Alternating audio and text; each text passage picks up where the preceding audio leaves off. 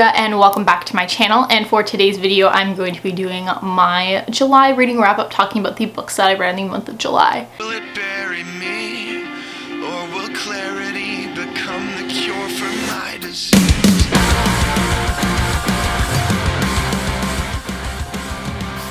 This is not counting the end of July where, so Booktubeathon, I'm going to be doing a separate Booktubeathon wrap-up, and then my, not counting those books for my August wrap-up because the Booktubeathon wrap-up, okay? So there's a lot of those that I'll be talking about soon, but I have quite a stack here, a lot of poetry, a lot of rereads surprisingly, so let's jump right into it. The first book I read was Lucky in Love by Casey West. This is about a girl who wins the lottery, and it's about how people treat her now that she has so much money, what she's doing with the money, how money can really affect a family, like positively and negatively. She's trying to keep it a secret from the boy that she meets at the zoo that she works at, that she won the lottery. She tries to keep it a secret because she doesn't want him to think of her differently, and there's some romance in there obviously, and there's the whole topic of money and what that can do to someone, how that affects someone, etc. So yeah, this one was like a fun read, super light and enjoyable, and like the main character I could relate to on some level, because she really loved planning, and she was like a planner. She had to plan ahead, and like sometimes people got annoyed because how much she plans, and it's like, that's me, I can relate. I ended up giving this one 3 stars. It was just like a fun summer read, but it's not like my highest recommendation for something like this, but it was enjoyable. Next up here, I read Paper Girls Volume 1. So this is a series about a group of girls that deliver newspapers, and it's about them, and it has kind of like a magical-ish kind of component to it as well. It's very interesting, and the art is absolutely stunning. I was a little let down by this one. If you like Stranger Things, this has like the Stranger Things vibes in this is so strong, so if you're interested in that, definitely check this out. I do love Stranger Things, but this was a little bit of a letdown for me. I just thought it'd be a bit better. I thought there'd be some more like character development in the first volume. It just didn't make me super excited for the next volumes, but maybe I will pick them up. Giving this one around like a 3-star rating as well. Next up here, I read The Sweetest Kind of Poison by Katie Weismer. I almost said that wrong again. So basically this is a poetry collection that has to do with, deals with a lot, it deals with like love and heartbreak, and it talks about some feminist themes as well. It's very similar to like The Princess Saves Herself in this one. They have some like similar vibes, so if you liked that collection, you'll probably enjoy this one as well. This was sent to me in exchange for an honest review. It was sent to me by the author, Kate, from Kate's Book Date, so thank you so much to her. I really appreciate it. I gave this one around a 4-star rating. I really enjoyed it. I thought a lot of the poems were super solid. Like, I was pleasantly surprised with like the quality of it, and that's not just in a bad way. I'm just trying to, you know, but it wasn't like phenomenal or like overly life-changing for me personally, so I gave this one 4 stars. Next up here, I read Listen to Your Heart by Casey West. This is about a girl who is in a podcast class at her school, and she doesn't expect to be a host, but when she does become a host of this advice podcast, there's some romance. It's in high school, there's some drama with some friends, and she kind of just finds this new thing that she loves to do. This was so cute. I've already been recommending this to a ton of people, but I just really enjoyed it. It's this perfect like cute summer read. It's enjoyable, there's some drama, there's like some friendship components, it's just so much fun, and it's like the perfect summer read for me personally. Like, even just by this cover, it was just adorable. I ended up giving this one a solid 4 stars, and I would recommend it if you're looking for a summer light read. Next up here, I read Elegidonic by R.H. Sin. Like, mainly revolves around breakups and after the breakup, and it's divided into 2 sections. It's divided into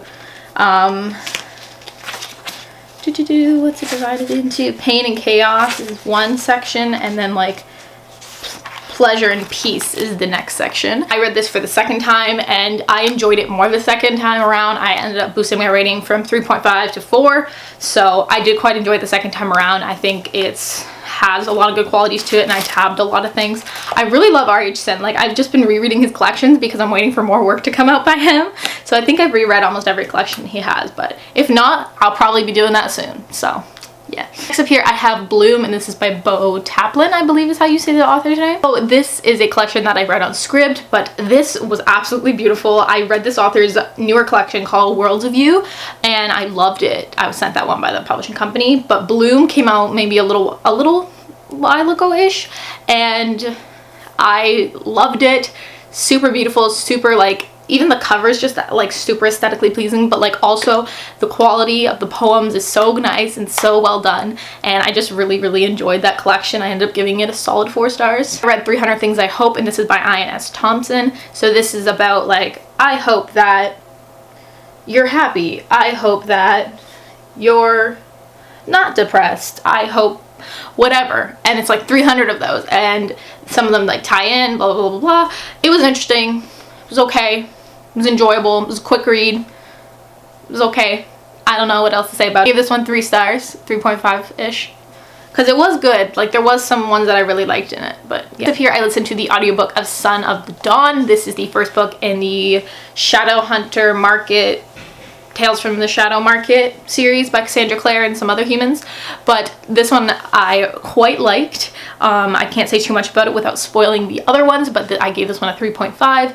Super solid. Audiobook was fun. Next up here I read The Sun and Her Flowers by Ruby Kaur. So this was a reread for me. The second time around I rated this one a 4.25. It is one of my favorite collections, and I tabbed it a bunch, but I don't have much to say about it. It's just a really well done collection. I don't like Milk and Honey, but I love this one, so yeah. I also reread Love and Misadventures by Lang Lee. This one was okay. I felt the same about it the second time around. It's just some of the poems were just not too impressive. Like, I only tabbed like 3 of them. I ended up giving this one like a 3.25 out of 5. Next, I read the second installment in that Shadowhunter Market series. So this was Cast Along Shadows. I ended up liking this one. I gave it like a 3.5 again. It was enjoyable. Again, I'm liking this series. It's a lot of fun.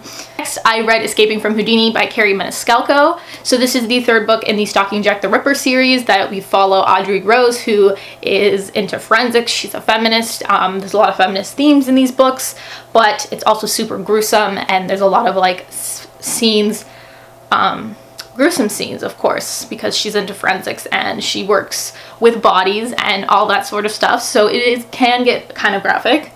This one is on, I can't say too much about this one without spoiling it, but it comes out in September. This one's on a ship, and it's about Audrey Rose, and there's some carnival-esque feels to this one, so if you like the night circus and things like that, I think you'll enjoy this one. Personally, the first book in this series wasn't impressive for me, but the second and the 3rd book really were super good, so I would definitely recommend this one. I gave this one 4 stars, or like a 3.75. It took me a while to finish it, which is like totally my fault, but like I was like, why can't I read this? Come on.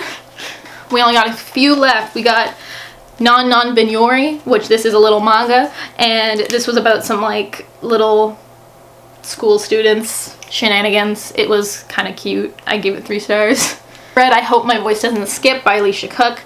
Loved this one. I gave it, I think, 4 stars. It was a pretty solid read, 3.75. And then I reread Sea of Strangers, which I gave a 3.75. Really enjoyed this one as well. So there you guys have it. Those were all the books that I read in the month of July. Let me know what you read down below, some of your thoughts, etc. I will see you all super soon with a new video. Bye!